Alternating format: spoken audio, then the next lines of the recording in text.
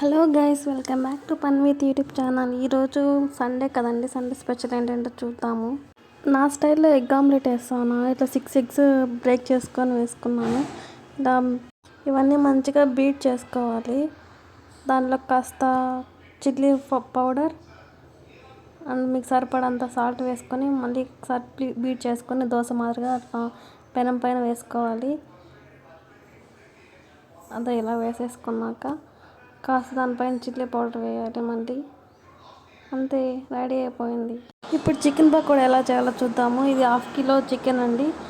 ఇది బాగా మంచిగా క్లీన్ చేసుకోవాలి 2-3 టైమ్స్ అట్లా. దీంట్లో చిల్లీ పౌడర్, కాస్త టర్మరిక్, అల్లం వెల్లుల్లి పేస్ట్, ధనియాల పొడి, మీకు సరిపడంత సాల్ట్ వేసుకోవాలి. అట్లే కాస్త కర్డ్ వేసుకోవాలి. లెమన్ వేసుకొని, మీ ఇంట్లో ఉంటే కార్న్ఫ్లోర్ వేసుకోండి. అట్లే కలర్ అంటే ఫుడ్ కలర్ ఉంటుంది కదా, ఫుడ్ కలర్ వేసుకొని మంచిగా కలుపుకొనేసి కాసేపు ఫ్రిడ్జ్లో మ్యాగ్నేట్ చేసేయండి. ఫ్రిడ్జ్లో పెట్టేయండి.